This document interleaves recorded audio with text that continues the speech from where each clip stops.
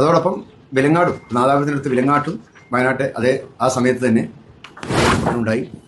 ആളപായം കുറവായിരുന്നു. ഒരാളാണ് അവിടെ മരിച്ചത്. പക്ഷേ ഭൂമിയും സ്വത്തുവകകളും വീടുകളും ഒക്കെ നഷ്ടപ്പെട്ടിട്ടുണ്ട്.